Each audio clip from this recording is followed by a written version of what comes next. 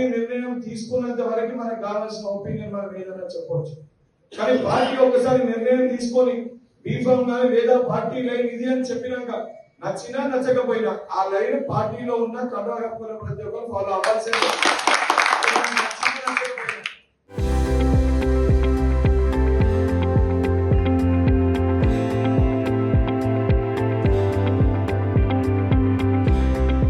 నచ్చకపోతే నాకు కూడా మధ్యలో వెళ్ళి మాట్లాడాలి తప్ప ధైర్యంగా బయట వచ్చి మాట్లాడకూడదు. ఇది నేను ఒక వ్యక్తుల్లో ఒకరిని ఉద్దేశించి మాట్లాడతాను. నేను రోజు పిసిసి ఉపాధ్యక్షుడిగా ఇది నా బాధ్యత. ఈ పార్లమెంట్ కి నేను ఉపాధ్యక్షుడు ఉన్నా. తెలంగాణ రాష్ట్ర వ్యాప్తంగా లక్షలాది మంది 30 లక్షల పైచీలకు కాంగ్రెస్ పార్టీ కార్యకర్తలు ఉన్నారు. వారి యొక్క భవిష్యత్తు, వారి కుటుంబం యొక్క భవిష్యత్తు కాంగ్రెస్ పార్టీ పైన నమ్మకం పెట్టుకొని 4 కోట్ల పైచీలకు జనము మన వైపు చూస్తుంది. ఇవన్నింటినీ దృష్టిలో పెట్టుకొని కేవలం ఒకరిద్దరు వ్యక్తులు పార్టీకి నష్టం చేకూరుస్తాము లేదా మేము పార్టీలో మేమే పెద్ద at the same time party ఒక నిర్ణయం తీసుకుంటే కొత్త వారిని పాత వారిని సమన్వయం చేస్తూ పార్టీని గెలిపించాల్సిన బాధ్యత ఉపాధ్యక్షుడు. ఎవరైనా నాకు దగ్గర సన్నిహితులు ఉంటే అన్న అని చెప్పి పలకరిస్తా లేదా ఇంటికి ఒక పూట భోజనం చేస్తా. కానీ పార్టీకి నష్టం చేకూర్చే విధానం తీసుకొని వచ్చి లేదా దగ్గర అని చెప్పి ఇండిపెండెంట్ గా పోటీ చేయడానికి లేదా ఇంకేదైనా కార్యక్రమం ప్రయత్నం చేస్తే ఎట్టి పరిస్థితి వాళ్ళని ఉపేక్షించడం ఉండదు. వాళ్ళ ఎంత పెద్ద వాళ్ళు ఉన్నా ఎంత చిన్న వాళ్ళు ఉన్నా కూడా వాళ్ళ పని చర్యలు అనేది తప్పవు. పార్టీ నిర్ణయం తీసుకోనంత వరకు కూడా చెప్పినారు వారు కూడా ఉన్న పరిస్థితి ఇబ్బందులు ఏ రకంగా ఎందుకంటే సుదీర్ఘంగా వారు కూడా కాంగ్రెస్ పార్టీకి సంబంధించే వారి ఏదైతే చొక్కారావు గారు కానీ రత్నాకర్ రావు గారు కానీ ఏమీలు ఏదైతే వారి ఫ్యామిలీకి వెళ్ళి వస్తూ వారు కూడా ఒక కాంగ్రెస్ లెగసీలో ఈ రోజు ఇక్కడ దాకా వచ్చారు. సరే, రాజకీయంలో ఒక్కొక్కరికి కొన్ని ఇబ్బందులు ఉంటాయి. ఒక్కొక్క సమయంలో కొంతమంది కొంతమంది జాగ్రత్తలు ఉంటారు. కానీ ఒక్కసారి ఒక నిర్ణయం తీసుకొని ఇది మా స్టాండ్ అని చెప్పి తీసుకున్నప్పుడు నికాసరి కాంగ్రెస్ పార్టీ కార్యకర్తలను కూడా రేపటి భవిష్యత్తు కూడా ఆలోచించి కలిసి నడవాల్సిన బాధ్యత మన పైన ఉంటుంది. మనం నిజంగా వాస్తవానికి మనం కూడా ఒకటి ఆలోచించాలి.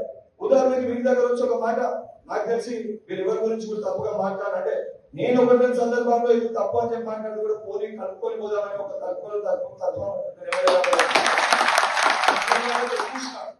నిజంగా వేరే వాళ్ళు ఇబ్బంది పెట్టే ప్రయత్నం చేసిన పోనీ పార్టీ ప్రయారిటీ అని చెప్పి వారు మాట్లాడింది. అదే సందర్భంలో నాకే అప్పుడప్పుడు అనిపిస్తుంది అది నిజంగా మేము కూడా ఇంత బలంగా ఉండాలని చెప్పారు. పార్టీలో ఉన్న మనం కూడా ఒకసారి ఆలోచించాలి. ఈ రకంగా ఇబ్బంది చేస్తే రేపు పొద్దున మనం ఒక పడవలో కూర్చొని ఒకవైపు మనం కూర్చొని ఇంకొక వైపు రాయి కొడుతూ అటు దగ్గర అందరం పడితే పడవ అటు దిక్కు మునుగుతుంది అనుకుంటే పొరపాటు. ఆలస్యంగా మునుగుతుంది కానీ పడవ మొత్తం మునుగుతుంది. పడవలో అది ఆలోచించకపోతే అది ఇబ్బంది. చాలా క్లియర్ గా చాలా స్పష్టంగా ఇదే మాట ఓపెన్ గా క్లియర్ గా నేను మీటింగ్ లో మాట్లాడుతున్నా అంటే పార్టీ నాకు ఆ ధైర్యాన్ని ఆ బలాన్ని ఇచ్చింది. పార్టీ ఎవరు లేరు. పార్టీయే ఫస్ట్ ప్రయారిటీ. ఎంత సీనియర్ ఉన్నా ఎంత జూనియర్ ఉన్నా పార్టీ నిర్ణయమే అంతిమ నిర్ణయము. పార్టీ తీర్పే అంతిమ తీర్పు. పార్టీ నిర్ణయం తీసుకున్నాక దాన్ని వ్యతిరేకిస్తే సరే సుదీర్ఘంగా ఉండాలని చెప్పి ఓపికతో ఉంటామేమో. కానీ ఎక్కువ కాలం అదే రకంగా పార్టీని నష్టం చేకూరిస్తే నాసోటి కాంగ్రెస్ పార్టీ కార్యకర్తలు కూడా చూస్తూ పెద్ద మనిషి కూడా నేను కలిసి వారికి కూడా చెప్తాను. ఎందుకంటే పార్టీ నాకు ఉపాధ్యక్షుడుగా ఇక్కడ చెప్పింది కాబట్టి దయచేసి ఇక్కడ ఉన్న ఎమ్మెల్యే గారికి అదేవిధంగా నేను ఇక్కడ ఉన్న కార్యకర్తలు కూడా విజ్ఞప్తి చేస్తున్నా. పార్టీకి నష్టమయ్యే పని చేస్తే నష్టపోయేది మనమే. మన కళ్ళని మనం పోసుకోవద్దు. మనం కత్తి తీసుకొని మన గొంతుని మనం పోసుకునే పరిస్థితి ఎవరు కూడా చేయకూడదు.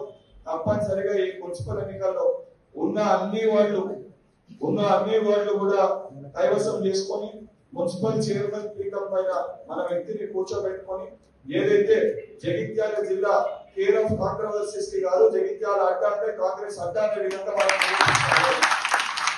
ఆ పేరుని మార్చాల్సిన ఎన్నికల తర్వాత ఆ కాంట్రవర్సీ కంప్లీట్ గా తొలగిపోయి ఆ పేరుని మనం తీసుకురావాలి. ఎందుకంటే తర్వాత నెక్స్ట్ ఎన్నికల సమయానికి డెలిమిటేషన్ ఏ కాన్స్టిట్యూన్సీ ఎట్లయితే కూడా మనం ఊహించడం ఏ పరిస్థితులు ఏ రకంగా ఉంటే కూడా చెప్పలేము. రేపు పొద్దున ఏది జనరల్ అయితే ఏది రిజర్వ్ అయితే కూడా చెప్పలేము. రేపు ఏమైందో ఇవాళ ఉన్న మంచి ఏదైతే మనకున్న అవకాశాన్ని మనము దాన్ని చెడగొట్టుకుంటే మనంత పొరపాటు తప్పు చేసిన ఎవరు ఉండరు. నేను మాట్లాడిన విషయాలన్నీ కూడా అందరికీ కూడా అర్థమైంది అని చెప్పి భావిస్తూ ఎవరైతే ఇక్కడ రాని పోటీ చేయాలనుకుంటున్న అభ్యర్థులు రాని వారికి కూడా ఈ మెసేజ్ అనేది క్లియర్ గా చెప్పాలని చెప్పి విజ్ఞప్తి ఒకటే ఉంటది. కానీ కౌన్సిలర్లు, ఎంపీటీసీలు, జెడ్పీటీసీలు, సర్పంచ్లు, వార్డు మెంబర్లు, నామినేటెడ్ పదవులలో ఇవన్నీ రేపు పొద్దున నష్టమయ్యేది సుదీర్ఘంగా కింది స్థాయిలో ఉన్న కార్యకర్తలము. సో కార్యకర్తలందరూ బలంగా ఒక చోటకు వచ్చి ఇద్దరికి కూడా చెప్పాలి, ఇది నిర్ణయం, ఈడ మీరు గెలుస్తారంటే వీళ్ళకే టికెట్ ఇవ్వాలి, ఈడ మీరు గెలిచే అవకాశం ఉందంటే గెలిచే అభ్యర్థికే టికెట్ ఇవ్వాలి. సుదీర్ఘంగా పార్టీ పట్టుకున్న వ్యక్తి ఇంకెవరన్నా అక్కడ గెలిచే అవకాశం లేదంటే వాళ్ళకి నామినేటెడ్ అవకాశం కల్పించాలి. ఇది నేను కూడా పాటించినా కాబట్టి ఈరోజు ఇంత బలంగా చెప్తున్నా. నేను 2 సంవత్సరాలు హుజరాబాద్ లో పనిచేసిన.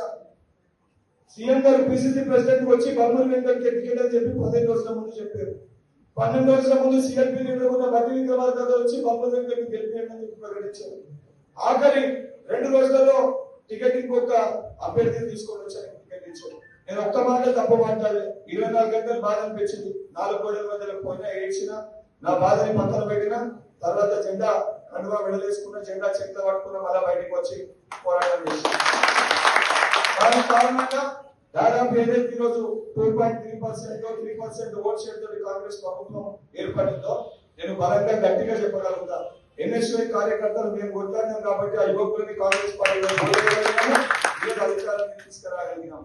నేను కూడా ఆ రోజు నాకెందుకు ఒక నియోజకవర్గంలో నాకు టికెటే కావాలి, ఆ టికెట్ కోసం నేను కూడా బయటకు వచ్చి పార్టీ నాకు అన్యాయం చేసింది, పార్టీ నన్ను బలి చేసింది, అప్పుడు పరిపాలన చేసింది, నేను కూడా మాట్లాడవచ్చు. కానీ మాట్లాడదు. ఎందుకు? పార్టీ పెద్దది.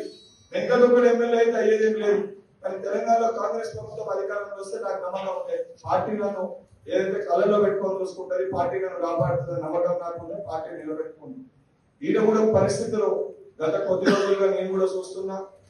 ఇప్పటి వరకు కూడా ఎందుకు ఇంటర్వ్యూ కావాలని చెప్పి ఇప్పటి వరకు కూడా కొన్ని ఓర్పు సాధనతో ఉండడం జరిగింది.